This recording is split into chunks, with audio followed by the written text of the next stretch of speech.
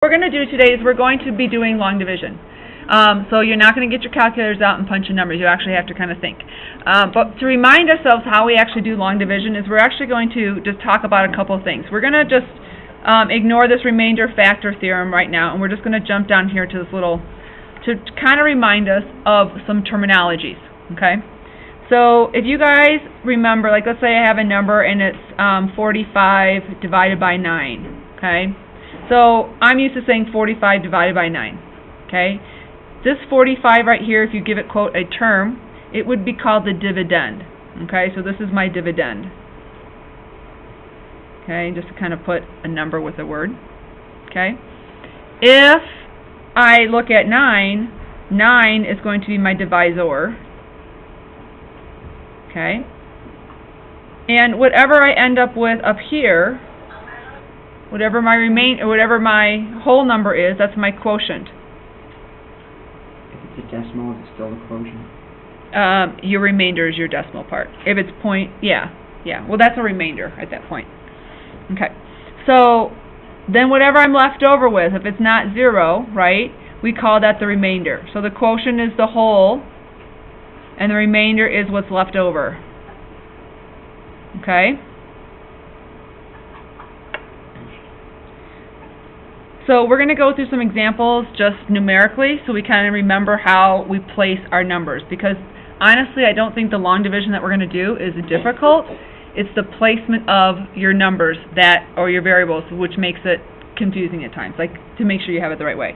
So you can see division problems in a lot of different ways. You could see it as a number with the dividing sign 3. That is a dividing sign. It doesn't really look like one, but it is. You could see a number multiplied by a number to the negative exponent, because what does that actually mean? 5 to the negative 1 actually equals 1 over 5. So it's like 977 is being multiplied by 1/5, which actually can be written as 977 over 5. And that's really 977 divided by 5, right? Okay? Or you could just see it as a number being divided by that number. So those are different ways you're going to see these problems. Okay? So when you see a negative exponent, it means divide by it. Okay? So let's just take 2,445, and let's divide it by 3. Okay? So for long division, and I know like a lot of math has been taught differently than when I learned it, so if I'm talking words that are different than what you guys did, then let me know. But basically for me, for long division, is you take the value that you're dividing by, the divisor, and you look to the first digit of your number, of your dividend, and you say, does that number go into it at all? Okay? If it is that number or higher, then the answer would be yes.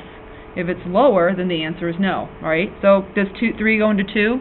No. So I jump to the next number, and now I'm looking, does 3 go into 24? Yes. And the answer is yes, 3 does go into 24. How many times does 3 go into 24? So what's the maximum whole number that goes into 24? 8. So 3 times 8 becomes 24. At that point you subtract, right? Draw a little line, and then bring down whatever's left over. Well, 24 minus 24 is 0. Okay? Then I bring down my 4. Okay?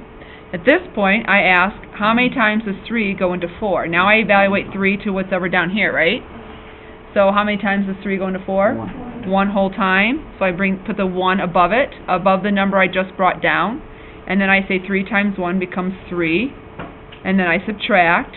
And I do 4 minus 3, and that's 1. Then I bring down the next digit, which is 5, and I ask myself, does 3 go into 15? And the answer is yes. How many times does 3 go into 15? 5. So I multiply the 2, 15, and I get 0. When I have no more digits, if the answer is 0, then I can say that 3 times 815 will give me 2,445, right? So 3 times 815 will equal 2,445. 3 and 815 are factors of that number, right? So this I could write as parentheses, those are factors. Okay, so these are factors. Okay, does that make sense? Alright, so let's do 977. Divide by 5.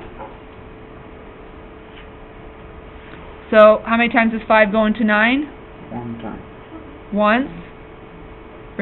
And then I'm going to subtract it, and I'm going to do a remainder of 4. I bring down the 7, I get 47. Does 5 go into 47? Yes, 9 times. 9 times. So I have 45. I subtract them, I have 2, bring down the 7, and now I have 27. Does 5 go into 27? 5 times. That's 25, and I have 2. So, therefore, my answer is 195 with a remainder of 2, or 195 and 2/5, right? So this is 195, and then a remainder of 2. Okay? So, it means it does not go into it evenly. Okay? Can we add a decimal? 2089. Okay, again, divide by 4. So, the process, you're like, okay, I know this, I've done this since whatever, 3rd grade, and that may be the case, but realize what I'm trying to get you to see in this process is where you're placing your numbers, okay? So here I have the 4, right, that the 2089 is being divided by it.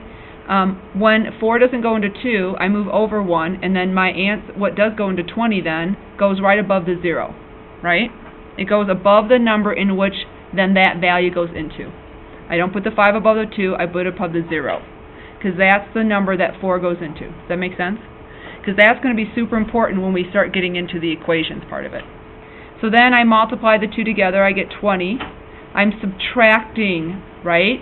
This is key, I'm subtracting. Because that's what we're going to do when we work with equations. So 20 minus 20 becomes 0.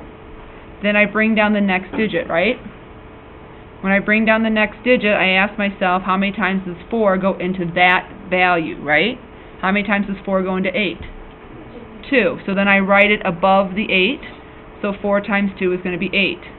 Again, I subtract, right? And then 8 minus 8 is 0, and now I'm going to bring down the 9. So then you ask yourself, how many times does 4 go into 9? It goes into twice, so you multiply, you get 8, and you're left with a remainder of 1. Okay? 522 remainder 1/4. Right. So your answer is going to be the 522 remainder of 1 or 1/4. Okay? So the process is what we want to see, because we're going to go down now where we have this lovely equation. So you have all this wonderful terms here. The process of long division does not change because you now have a bunch of different variables. Okay? So you're going to feel like it does, but it doesn't. Okay? So I have a very long equation here, and I'm dividing it by that. Okay? So the first thing is going to be my setup. Okay? So it's the 4x cubed blah blah blah is being divided by the x minus 3. So which one is the dividend? Which one is the dividend here? The long one. It is the long one. So underneath my long, I'm going to write, underneath my symbol, I'm going to write 4x cubed minus 9x squared minus 10x minus 2. Now, one thing I should have mentioned first is make sure it's in standard form. Okay, it must be in standard form. So number 1, standard form. Okay, and then there's a number 2 in here is put in placeholders, and we'll get to that in the next problem. But basically what a placeholder means is, let's say I put it in standard form and one of the exponents is not there in order. So let's say it said it's 4x cubed and it just went to minus 10x. I would want to put a placeholder of a 0x squared. Okay? So you want to have a term, you want to have every single term from the highest exponent down to a constant. Okay? So you want to account for all, so account for all, I'm going to say standard form exponents. Meaning, like, you want to make sure if it's x4, that you have an x3, that you have an x2, that you have an x, that you have a constant. Okay? So if one of those is missing, if one of them's not there, you'll add a plus x3. So if it's not, or plus 0, x3. Okay? And we'll see that in an example, but I just want to state it up front. Okay? Alright, so at this point, you guys, it is in standard form, okay? And it's being divided by the x minus 3. So the x minus 3 becomes my divisor, right? So I'll do x minus 3 here. Okay?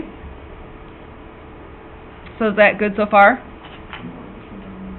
Okay. Are we okay with the setup, what I just did? Okay, are you good with the setup on what we just did here? Okay, so now we're going to divide. So what will you do is you look at your term, right, and you say, okay, how many times does this go into this? And you're like, what? Alright, so what we have to do is find our starting point. Our starting point is going to be looking at this first digit here and deciding how many times it goes into that first digit there. Right? That's what we did before, right? We said this digit here, how many times does it go into that digit, right? So I'm just going to look at the very first term, and I'm going to ask myself, how many times does it go into this? So basically, what would I need to multiply x by to make it equal 4x cubed?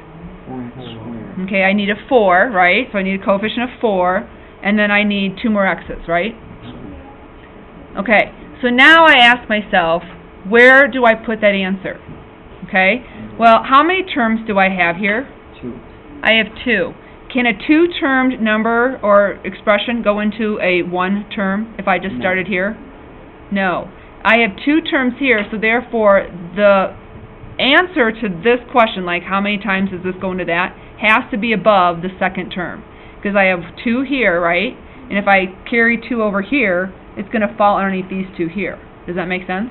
So therefore my answer has to fall on that second term. If this was a 3-term, then it would be the 3rd term that I would put on top of my answer. Does that make sense what I'm saying? A little bit? Not really? Okay. So if I ask the question here, let's go here. So 4 did not go into 2, right? But 4 went into 20, right? So therefore I wrote my answer above the 20. Does that make sense what I did there? Alright, if I look here, I'm asking how many times does x go into this first term, but I have another number associated with it, right? I have an x minus 3. So really this whole thing, if this doesn't go into here, this whole thing doesn't go into it at all. So my answer to this has to be on the second term because I have to count for 2 numbers. 2 numbers are going to go down here, right? Does that help a little bit? Okay, so let's try that. So you said to make an x, 4x cubed, we have to multiply by 4x squared, right? Yes. Does that make sense? Now, do you notice how if I would multiply the 4x squared by x, I'm going to get 4x cubed, right? Notice how I have an x squared answer over an x squared variable right there. So notice how my answer is over the exponents are the same, right? So now I take my 4x squared, I'm going to multiply by each term. 4x squared times x becomes 4x cubed, and 4x squared times a negative 3 becomes a negative 12x squared. Okay? So you have to apply then kind of the distributive property of this value to each one of these terms and write it underneath the appropriate columns. So notice how my terms are the same now. The exponents are the same underneath those items. Alright, I have a 2-term expression, and now when I multiply that by, I have a 2-term expression here. My exponents match. Does that make sense? Alright, so what's the next step when we divide? We subtract, right? So this is key. Put a parenthesis around it and subtract. Okay, because the whole thing has to be subtracted. Alright? When you do that, notice how these terms will cancel out. That's the whole point, right? When you divide, you multiply 5 by 4, get a 20, subtract it, they'll cancel out. Or they, right? That's the whole point. How many times does it go in there? Or they're going to have a number that gets brought down. So then I have to subtract my negative 12x squared to the 9x squared. So negative 9 minus a negative 12 is like negative 9 plus 12, right? So this is the key. This is where it gets tricky. Negative 9 plus 12, and that's going to be a 3x squared. Is it just a 3 or 3x? It's 3x squared. You have to break because you have x squared. But you're only working with the coefficients and what changes. Your variable and your exponents will not change. Just your coefficient will change. because I have negative 9x squareds here. I'm adding 12x squares, so I actually have a total of 3x squared left over. Okay? Good so far? Okay, so now what's the next step in division? Bring down the next term, right? So I'm going to bring down negative 10x. Alright? So now I ask myself, okay, just like I did down when I did a division, I said how many times does 4 go into 8, right? I'm looking at that first number. So I'm going to ask myself how many times does x go into 3x squared? So 3, so it's going to be a plus 3, and then what else? X. And again, are you noticing that above my 10x, my answer is 3x? You seeing how the variables are the same, with the same exponents? That's kind of a hint that you're in the right spot. Okay? Alright, so now I'm going to multiply my 3x to my divisor. So I'll take 3x times x, which is 3x squared. And I'll take 3x times a negative 3, and I'm going to get negative 9x. Okay? Just like I did with long division. If I said I have 8 here, it goes in there 2 times, I take 2 times 4, and that becomes 8. So the process, again, is just doing the same thing. You just have 2 terms you have to multiply it by, because there's 2 terms there. Okay? So now I draw a line. What do I do next? Bring down the negative. First you subtract. You got to subtract first. So these will cancel. And then I have a negative 10x minus a negative 9, so like negative 10x plus 9x, and that's what's going to be x, right? And then I do minus 2, because I bring the 2 down. Yes? You're right. Negative x. Okay? So now I would say how many times, what do I need to multiply x by to make it negative x? Negative 1. Negative 1. So again, notice how the 1 has no variable is over the constant, right? So see how they're lining up here? You guys seeing that? Okay? So that's kind of your hint. If you're not sure where to place that first one, well, what do I need to multiply by? Oh, it's fine to put over that variable, okay? So I have a negative 1 times x minus 3, so it's going to be negative x. And that's going to be a plus 3. I subtract them. These cancel. I have 2 minus 3, and that's going to be a negative 5. Okay? So therefore, is that a, quote, factor? No, it is not, because it's not a full number. It's not a whole number. If this was 0. Okay? So if I have this answer, how you would write this as is you would say, when it says what is this divided by that, your answer becomes the top part, so 4x squared plus 3x minus x, and then you do remainder, and then you do your remainder over your divisor. So it would be negative 5 all over x minus 3. And then that would be your answer.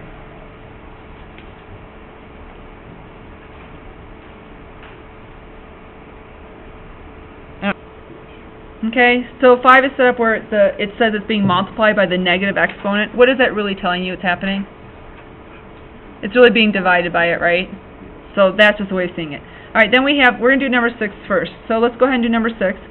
If we would set this up, it would be 4x plus 5, and then it's going to be the 4x cubed is divided by that.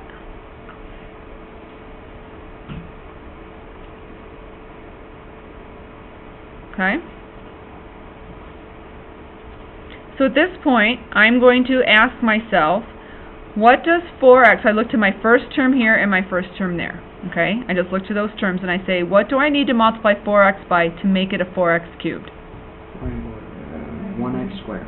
Just an x squared, right? Okay. Where should I put that x squared? Over the 7x. Over the 7x. Very good. Okay, because it's a two-termed divisor, so therefore I'm going to put it over the second term of my equation. Okay? Oh, first of all, I didn't mention, is it in standard form? Yes. Have I accounted for all of the exponents in standard form? Yes. So we're good. Okay? So at this point, then I do 4x times x squared, which comes 4x cubed. And I do the x squared times the 5, which becomes a positive 5x squared. Even though it's being subtracted, You don't work. You are taking this and multiplying to each term and putting it underneath, just like you do with long division, right?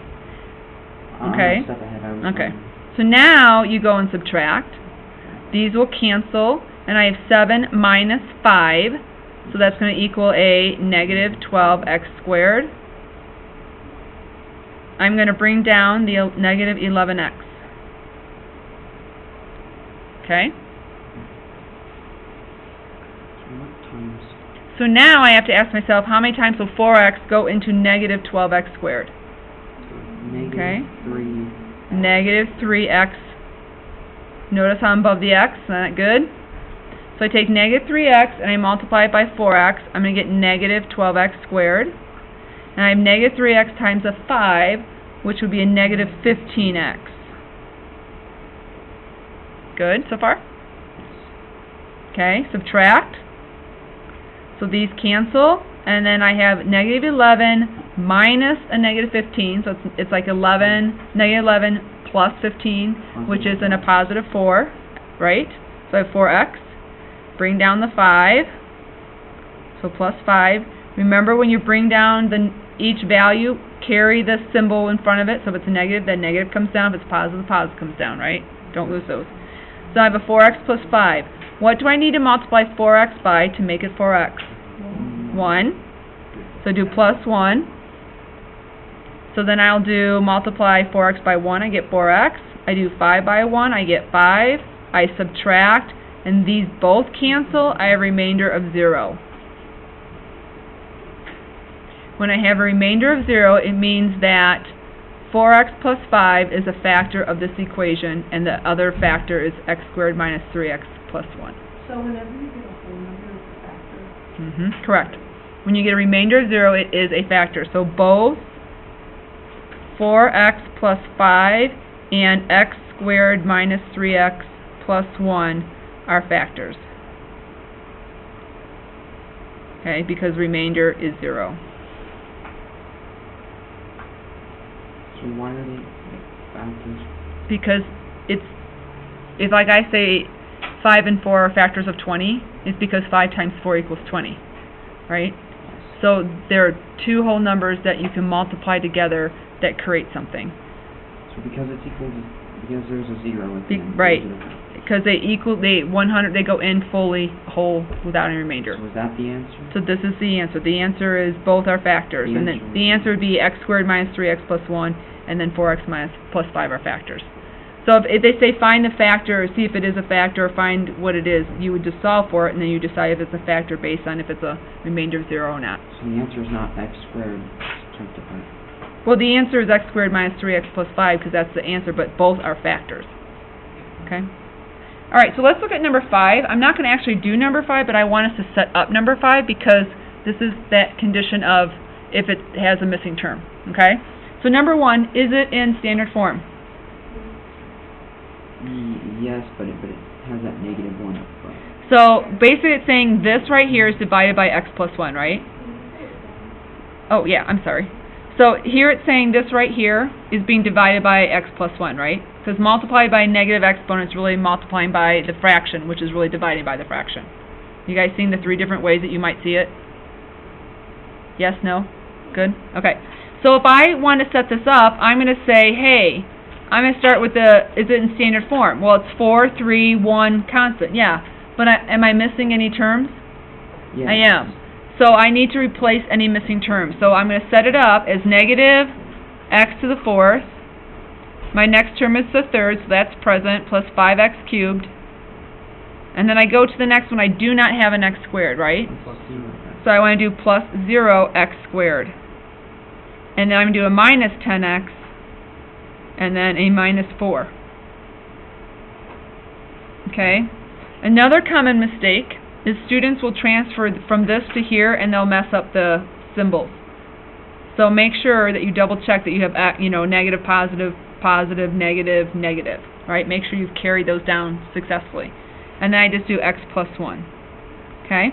What about that negative 1? The negative 1 means it's really 1 over x plus 1, which means it's this divided by that. That's all. It's just another way of saying divide by that number. What happens if that's a 2? It won't be. Okay? That's Algebra 2 on steroids. That's not this class. Are you all happy about that? Yes. Okay.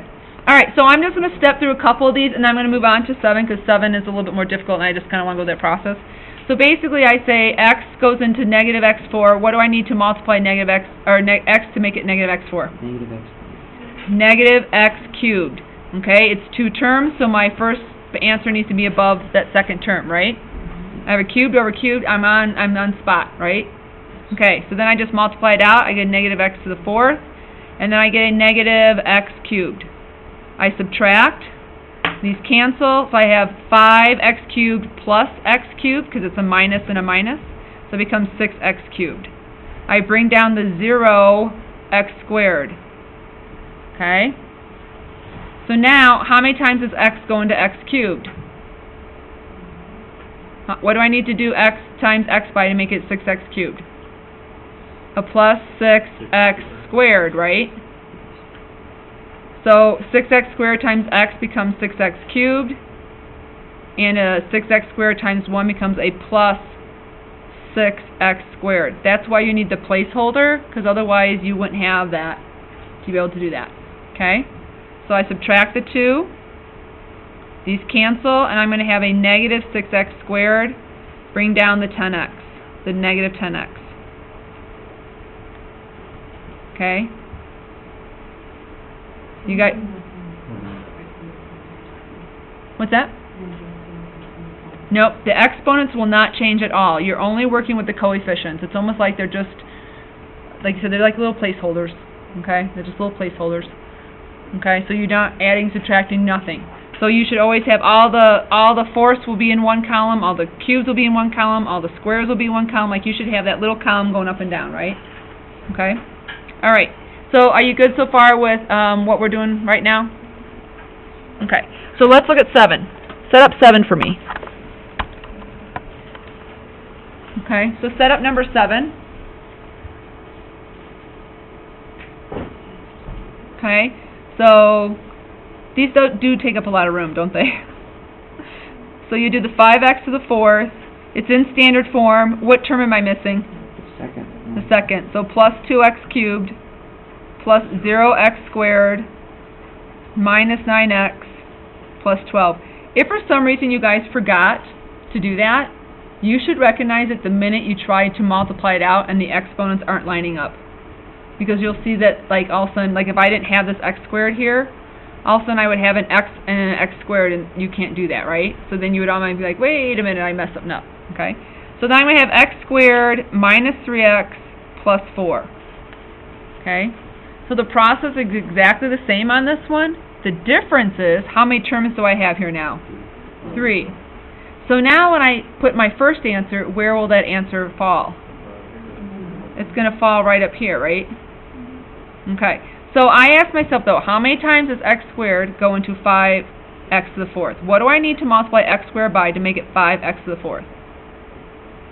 5, and then x squared, right? So I have a 3-termed divisor here, so I got to go over 3 spots, and then I need to write that. So 5x squared. Notice how my squares are on top of each other, right?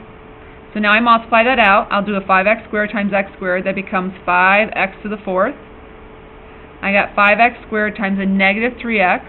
It becomes negative 15x cubed. I have 5x squared times 4, and that'll be a positive 20x squared. So see how they're all lining up nice and neat? Right?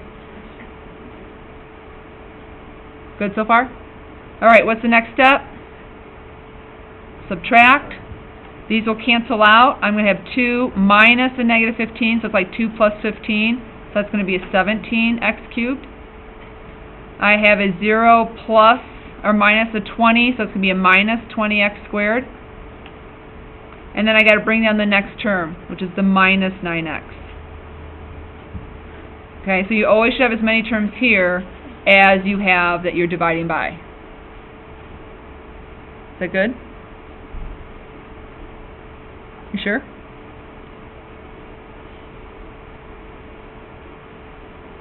So now at this point, I'm going to say, here's my x squared, so it's the first term. What do I need to multiply it by to get it to be a 17x cubed? 17x, right? So I'll do a plus 17x. So 17x times x squared will give me a 17x cubed, right? 17x times a negative 3x will give me a negative, what's that? I think it's 51. 51? 51x squared. 17x times 4 will give me a positive, 60. what? I think it's 68.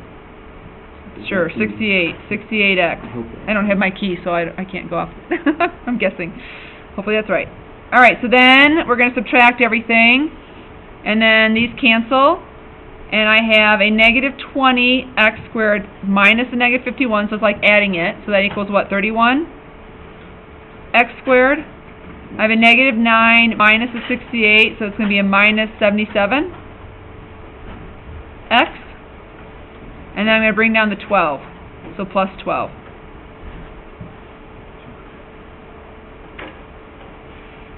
Hopefully I'm doing this math right, without my key.